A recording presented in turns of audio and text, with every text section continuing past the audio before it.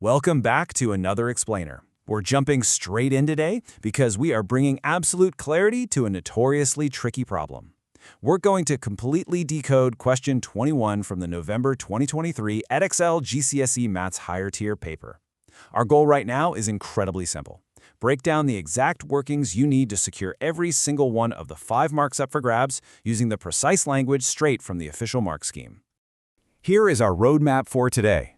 We're looking at the Question 21 challenge, Part A, graphing the circle, Part B, simultaneous equations, the exact mark scheme answers, and finally, the modified paper alternative answers. Let's get to it!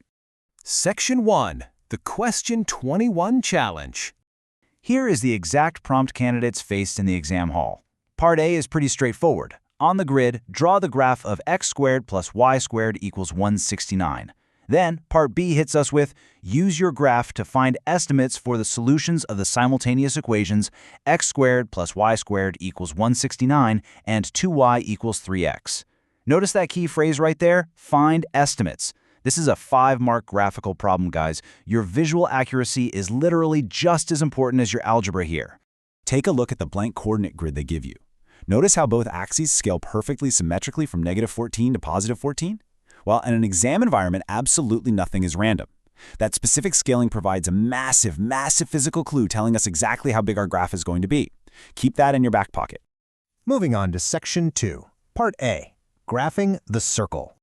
All right, to kick things off, you've got to recognize that standard equation format, right? X squared plus y squared equals r squared. Boom! That instantly tells us we're looking at a circle dead center at the origin, coordinate 0, 0. Since r squared is 169, we just square root that to find our radius. And yep, that gives us exactly 13.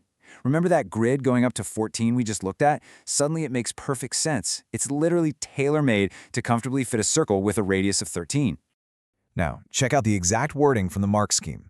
The examiners award an unconditional B2 mark for drawing the correct complete circle. But let's be real, freehand circles under exam pressure can be a bit wobbly.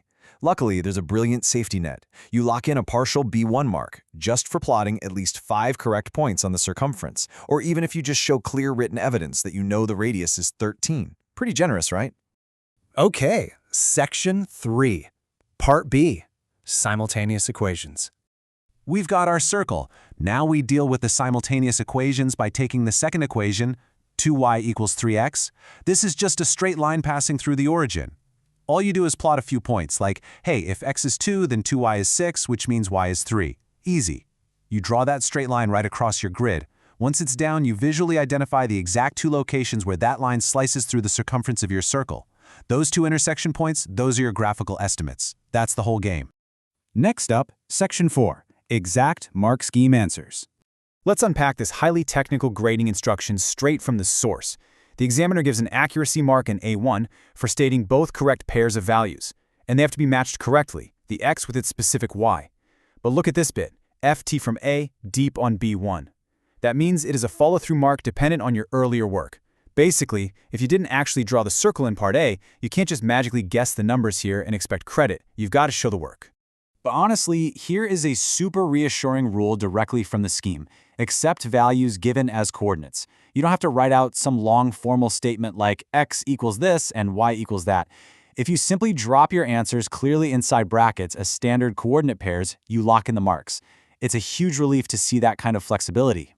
And this right here shows exactly what they're looking for. Since everyone's hand-drawn graph is going to be slightly different, the mark scheme actually gives you a window.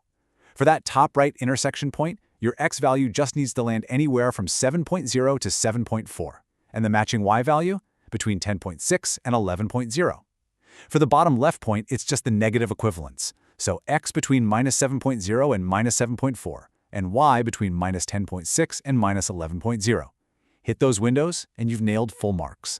Finally, Section 5, modified paper alternate answers. Now, you know, there isn't actually just one single mark scheme for this question. Pearson Edexcel provides what's called a modified large print, or MLP paper. These are specially adapted for visually impaired candidates. Often, the exam board will tweak the parameters of a question slightly just to make sure the visual elements print crystal clear on a larger scale. When we put the 2 papers side by side, the change is obvious. The standard paper, the one we just solved, was x squared plus y squared equals 169. But the modified large print paper, they changed that constant. Those candidates were working with x squared plus y squared equals exactly 36. The mathematical logic is 100% identical, but the physical drawing is totally different. Because the constant dropped to 36, the MLP candidate calculates a new radius, the square root of 36, which is exactly 6. So instead of a giant circle stretching all the way out to 13, these students are drawing a much tighter, smaller circle right in the middle of the grid. Because that circle is shrunk down, our straight line, the 2y equals 3x, slices through it way sooner. So the mark scheme demands a completely different, very precise set of answers for this version. The accepted coordinates drop right down to x equals 3.4 matched with y equals 5.0, and the exact inverse, x equals negative 3.4, y equals negative 5.0. Seeing both sets side by side really gives us the whole picture of every single valid path through question 21. Which actually brings me to a final thought for you. We just saw how shrinking the circle pulls those intersection points closer to the center, right? But what if we messed with the other half of the system? If you were the examiner and you drastically steepen the gradient of that straight line, how would that alter the visual intersections? I mean, could you even create a scenario with 0 solutions? Take a second to really visualize how those functions interact. That wraps up our deep dive into the mechanics of question 21. Thanks for hanging out with me, and I'll catch you in the next explainer.